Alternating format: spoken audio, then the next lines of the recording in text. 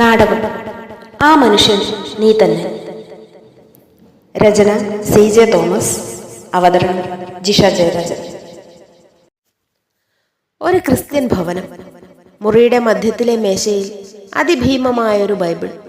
പുറകിലെ കസേരയിലിരിക്കുന്ന ഒരു കൊച്ചുകുട്ടി വിരൽ കൊണ്ട് പുസ്തകത്തിൽ ചൂണ്ടി വായിക്കുകയാണ്. കുട്ടി ശബ്ദിക്കുന്നില്ല. പശ്ചാത്തലത്തിൽ മന്ദമായ ഓർഗൻ സംഗീതത്തോടു കൂടി ഗംഭീര ശബ്ദത്തിൽ വേദവായന കേൾക്കാം. അതിന്റെ ശേഷം അമ്മോന്യരുടെ രാജാവ് മരിച്ചു. അവന്റെ മകനായ ഹാനൂൻ അവനു പകരം രാജാവായി. അപ്പോൾ ദാവീദ്, ഹാനൂന്റെ അപ്പനായ നാഹാഷ് എനിക്ക് ദയ ചെയ്തതുപോലെ അവന്റെ മകന് ഞാനും ദയ ചെയ്യും എന്ന് പറഞ്ഞ് അവന്റെ അപ്പനെ കുറിച്ച് അവനോട് ആശ്വാസവാക്കു പറവാൻ തന്റെ ഭൃത്യന്മാരെ പറഞ്ഞയച്ചു. ദാവീദിന്റെ പ്രഭുക്കന്മാർ അമ്മോന്യരുടെ ദേശത്തെത്തിയപ്പോൾ അമ്മോന്യ പ്രഭുക്കന്മാർ തങ്ങളുടെ യജമാനനായ ഹാനൂനോട്, ദാവീദ് നിന്റെ അപ്പനെ ബഹുമാനിച്ചിട്ടാകുന്നു ആശ്വസിപ്പിക്കുന്നവരെ നിന്റെ അടുക്കൽ അയച്ചത് എന്ന് തോന്നുന്നുവോ? പട്ടണത്തെ ശോധന ചെയ്ത് ഒറ്റുനോക്കുവാനും അതിനെ നശിപ്പിച്ചു കളവാനും അല്ലയോ ദാവീദ് ഭൃത്യന്മാരെ നിന്റെ അടുക്കൽ അയച്ചത് എന്ന് പറഞ്ഞു. അപ്പോൾ ഹാനൂൻ ദാവീദിന്റെ ഭൃത്യന്മാരെ പിടിച്ച് അവരുടെ താടിയെ പാതി ക്ഷൗരം ചെയ്ത് അവരുടെ അങ്കികളെ നടുവിലാസനം വരെ മുറിപ്പിച്ച് അവരയച്ചു. തങ്ങൾ ദാവീദിന് വെറുപ്പുള്ളവരായി തീർന്നു എന്ന് അമ്മോന്യർ കണ്ടപ്പോൾ അവർ ആളയച്ച് ബത്ലഹേമിലെ ആര്യാമിൽ നിന്നും സോബയിലെ ആര്യാമിൽ നിന്നും 20,000 കാലാളുകളെയും തോബിൽ നിന്നും 12,000 പേരെയും കൂലിക്ക് വരുത്തി. ദാവീദ് അത് കേട്ടപ്പോൾ യോവാബിനെയും ശൂരന്മാരുടെ സകല സൈന്യത്തെയും അയച്ചു. ദാവീദ് ആര്യാമിൽ 700 തേരാളികളെയും 40,000 കുതിരപ്പടയാളികളെയും കൊന്നു. അവരുടെ സേനാപതിയായ ശോബക്കിനെയും വെട്ടിക്കൊന്നു. പിറ്റേ ആണ്ടിൽ യോവാബിനെയും അവനോടുകൂടെ തന്റെ ചേവകരെയും എല്ലാ ഇസ്രായേലിയരെയും അയച്ചു. കുട്ടി ഉറക്കം തൂങ്ങി മലർത്തി വെച്ചിരിക്കുന്ന പുസ്തകത്തിൽ കമിഴ്ന്നു കിടന്നുറങ്ങുന്നു. ശബ്ദം മങ്ങി മാഞ്ഞു പോകുന്നു. പെട്ടെന്ന് കുതിരക്കുളമ്പടിയുടെ ആരവം ദൂരെ നിന്ന് കേൾക്കാറാകുന്നു. പടഹധ്വനികളും. 1-ാം അംഗം. യെരൂശലേം. ദാവീദ് രാജാവിന്റെ കൊട്ടാരത്തിൽ 2-ാം നിലയിലുള്ള സിംഹാസന മണ്ഡപം. പരുക്കൻ കല്ലുകൾ കൊണ്ട് പണിത ഭിത്തികൾ. ഇരുപാർശ്വങ്ങളിലും തടിച്ച തൂണുകളുണ്ട്. അവയ്ക്കപ്പുറത്തേക്ക് മണ്ഡപം നീണ്ടു കിടക്കുന്നു എന്നാണ് സങ്കല്പം. മുറിയുടെ പിൻഭാഗത്ത് മധ്യത്തിലായി 7 പടികളുള്ള ഒരു വേദികയിലാണ് സിംഹാസനം. ഇടതുവശത്തായി ഒരു ശയ്യാതലവും അതിനോട് ചേർന്ന് ചെറിയൊരു മേശയും. വലതുവശത്ത് ഏതാനും പീഠങ്ങളും മുൻപോട്ട് മാറി സുഗന്ധം പുകയ്ക്കുന്നതിനുള്ള മുക്കാലിയും. ശയ്യാതലത്തിനടുത്ത് ഒരു വലിയ കിന്നരം വെച്ചിട്ടുണ്ട്. സിംഹാസനത്തിന് ഇരുവശങ്ങളിലുമുള്ള വളച്ചുവാതിലുകൾക്കിടയിലൂടെ വെൺമാടം കാണാം. വെൺമാടത്തിന്റെ അഴികൾക്കപ്പുറം ആകാശവും. കർട്ടൻ ഉയരുമ്പോൾ ദാവീദ് ശയ്യാതലത്തിൽ ചാരിക്കിടന്ന് പ്രഭുക്കന്മാരുടെ സംസാരം ശ്രദ്ധിക്കുകയാണ്. വലതുവശത്തുള്ള പീഠങ്ങളിൽ യോവാബും വൃദ്ധനായ ഇസഹാക്കും ഇരിക്കുന്നു. അവരുടെ പിറകിൽ ഏലിയാം, ഊറിയ, സബുലൂൻ, അമ്മാസ എന്നിവർ നിൽക്കുന്നു. കൊട്ടാര ഷണ്ഡനായ യൂദ രാജാവിന്റെ പിറകിൽ നിൽക്കുന്നുണ്ട്. സമയം സന്ധ്യയോടടുത്തു. ദാവീദ്. കണ്ണുള്ളത് തുറക്കാൻ മാത്രമല്ല, അടയ്ക്കാൻ കൂടിയാണ്. ഊറിയ. എനിക്ക് മനസ്സിലായില്ല. ദാവീദ്. രുചിക്കുന്നതേ മനസ്സിലാവൂ. നിനക്ക് യുദ്ധം ചെയ്യണം. ഊറിയ. എന്റെ ഒരു കാര്യം ഓർമ്മയിരിക്കട്ടെ. ഇതെല്ലാം നിന്റെ പ്രശസ്തിക്ക് വേണ്ടിയല്ല, ദാവീദ് രാജാവിന് വേണ്ടിയുമല്ല. ഇസ്രായേൽ ചെയ്യുന്നതെല്ലാം, ഇന്ന് വരെ ചെയ്തതെല്ലാം യഹോവയുടെ മഹത്വത്തിനാണ്. ഇനിയും അത് അങ്ങനെ തന്നെ ആയിരിക്കും. നിനക്ക് യുദ്ധമാണ് വേണ്ടത്. ഇസ്രായേലിൽ അത് ആവശ്യമില്ല, വിജയം മാത്രം. ഏലിയാം.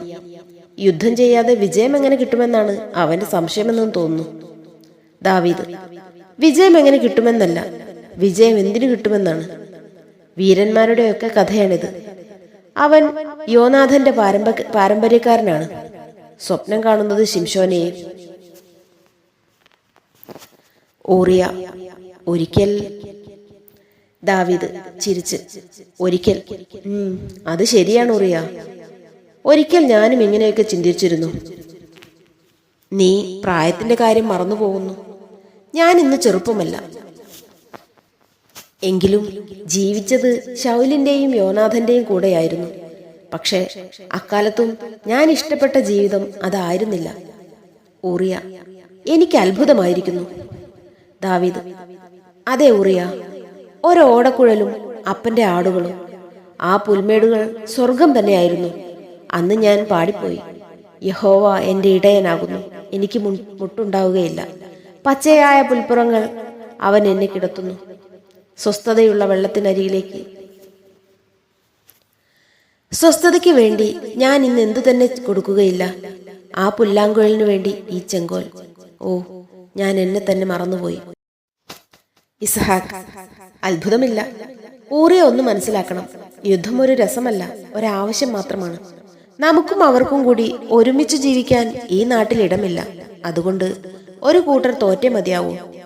എങ്ങനെ ഏറ്റവും എളുപ്പം അവരെ അമർത്താമെന്ന് മാത്രമേ ആലോചിക്കേണ്ടതുള്ളൂ. തുറന്ന യുദ്ധമാണ് പറ്റിയതെങ്കിൽ അങ്ങനെ, നിരോധമെങ്കിൽ അത്. ഊറിയ: ധർമ്മയുദ്ധമല്ല. ദാവീദ്: അല്ല, ആരു പറഞ്ഞു ആണെന്ന്? യാതൊരു യുദ്ധവും ധർമ്മയുദ്ധമല്ല. മിസ്രയീമിൽ നിന്നും തിരിച്ചതു മുതൽ നാം നിരന്തരമായി യുദ്ധം ചെയ്യുന്നുണ്ട്. ഇതെല്ലാം ധർമ്മയുദ്ധമായിരുന്നെങ്കിൽ നാം എവിടെ എത്തുമായിരുന്നു? അനേക തലമുറകളായി നാം അനുഭവിക്കുന്ന നാട് നാം ബലമായി പിടിച്ചടക്കുന്നതിൽ എവിടെയാണ് ധർമ്മം കുത്തിച്ചെലുത്തുക? ഊറിയ: ഉന്നതമായ ഒരു ലക്ഷ്യമുണ്ടായിരിക്കുകയാണ് സൈന്യത്തിന് ഉത്സാഹം. ദാവീദ്: ഉന്നതമായ ലക്ഷ്യം? നിന്റെ ഒരു വീരാത്മകത്വം! മരിച്ച വീരന്മാരുടെ ഭാര്യമാരോട് ചോദിക്കേ, വീരസ്വർഗം മറ്റു മരണങ്ങളെക്കാൾ എത്ര കേമമാണെന്ന്. ഊറിയ: എന്റെ ഭാര്യ അത്തരം ഭീരുത്വത്തിന്. ദാവീദ് ചിരിച്ച്: അതിന് നീ മരിച്ചു കഴിഞ്ഞില്ലല്ലോ. ഈ യുദ്ധത്തിന് മരിക്കാൻ മാർഗവുമില്ല. കഷ്ടം. ചിരി തുടരുന്നു. ഇസ്ഹാക്ക്: കാര്യങ്ങളുടെ നിലപാട് എങ്ങനെയെന്ന് നോക്കണ്ടേ? ദാവീദ്: യോവാബ് പറയൂ. യോവാബ്: ആര്യാവർ അടുത്തെങ്ങും യുദ്ധത്തിനിറങ്ങുകയില്ല. അവർക്ക് വേണ്ടത് കിട്ടിക്കഴിഞ്ഞു. അവർ നമ്മുടെ ദൂതന്മാരുടെ തലമുടി വടിച്ചു കളഞ്ഞു. നാം അതിനു പകരം അവരുടെ തലയും കളഞ്ഞു. കാര്യം സമമായി, സമയലാഭം പുറമേയും.